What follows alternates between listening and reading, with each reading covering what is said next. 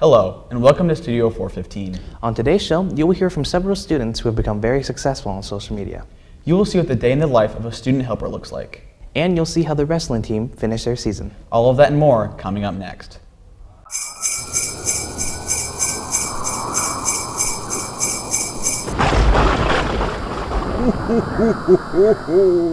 Welcome to Studio 415. I'm Tristan Tyon. And I'm Drew Wolperger. Instagram, YouTube, Twitter, Facebook, and Snapchat. It's impossible to go anywhere in today's world without seeing the presence of social media in the real world. School is no exception to this rule. Many students here at Carroll are on some form of social media, but a few have found immense success on their respective platforms. In my story, I had the chance to talk to some of these rising stars to find out how they grew their audience. With the demand for online entertainment increasing, many media stars have risen in the past few years. Some of these stars may even be sitting next to you in class, or a part of the many extracurriculars here at Carroll.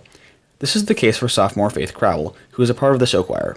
Faith posts beauty and comedy videos on YouTube under the name Woo of Faith. She's been posting videos on her channel since her 6th grade year. Her first major success came when she posted a video entitled Calling Justin Bieber. She gained 1,000 over current 54,000 subscribers from this video's popularity. She says the success was unexpected but welcomed. I was so happy, and I remember when I first saw that I hit 1,000, which is less than a half an hour or whatever, I was so excited. I just got back from a softball game, and I told my mom, we were all just jumping up and down together. Although Faith's success is primarily on YouTube, some other students have found success on different platforms. Junior Grant Gajeski has found fame on Instagram. He has had large amounts of achievement with his profiles dedicated to shoes and soccer cleats. I've had multiple accounts since I was in 8th grade probably. I've had one with 30,000 I think, and I sold that.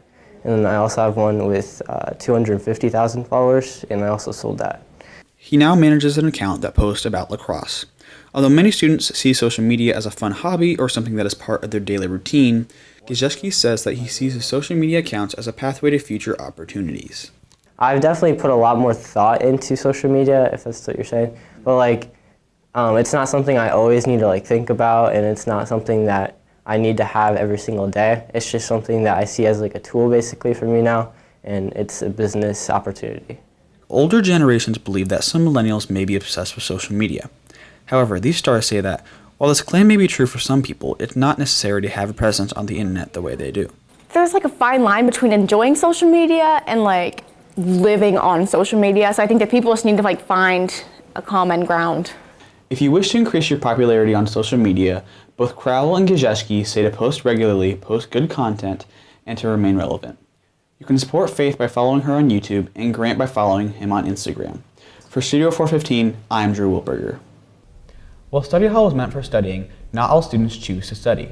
Normally, it's a time and place to do homework, but that might not be what all students are doing during this class. Studio 415 reporter Calvin Cornett has this story. For many students, study hall is a time to get unfinished schoolwork done or a time to take a quick nap. Students that choose to become a helper will go directly to the teacher's class rather than attending study hall. To become a helper, the student needs to fill out a form from the guidance office. Students must meet certain requirements to remain a student helper. If their grades ever fall below a C-, then they will be sent back to study hall. Your grades have to be C- or higher, and you have to have a teacher willing to sign that's willing to take you on, and mom and dad have to sign, and then the counselor signs, and then we'll change your schedule. Each teacher is able to have a student helper for all of their classes, including their prep periods. The guidance office and student services have helpers as well. There are about 3 to 4 students per period. There's no real limit on how many helpers a teacher can have. It would all depend on how much work would need to be done. Students helping in the offices have a lot of work, ranging from delivering passes to teachers or stapling papers together. Being a student helper isn't always just about working though. For a lot of students, time as student helper can be just like a study hall. When no work is available to be done, the helpers can work on other things like homework assignments and unfinished projects. Junior Lily Stensland thinks that being a student helper is an important job that allows students to help the teachers. I think one of the biggest opportunities that comes with student helping is just getting the chance to serve. I think it's important as students to help our teachers because they're constantly helping us. If you are interested in becoming a student helper during the 2nd semester, be sure to pick up a form found in the guidance office. For Studio 415, I'm Calvin Cornett. The boys swimming team competed in the state finals this past weekend. Sophomore Tristan DeWitt finished as the state runner-up in the 200-yard IM with a new school record time of 1 minute 48.12 seconds. Junior Noah Yarian was also state runner-up in the 100-yard backstroke with a time of 47.6 seconds, which also set a new school record. As a team, Carroll finished 6th in the state. The gymnastics team earned first place in sectionals and was able to end Bishop Dwinger's 10-year sectional championship streak. Carroll had 3 of the top 6 performers at sectionals. McKinley Carroll earned 2nd, Ashton Steinke finished 5th, and Jillian Hoffman finished 6th. Regionals are at Huntington North this Saturday. The Carroll High School wrestling team, also known as the Superchargers, were committed to advance their team and themselves to make their way into the state. While 4 members were able to get their tickets to state, their journeys ended February 16th in the placement rounds at Bankers Life Fieldhouse, where they were defeated. In my story, you'll see how much these gentlemen had to work to get where they are today and what they will do in the future. For 3 out of the 4 Chargers that made it past semi-state, this was their last time on the mat in their high school career.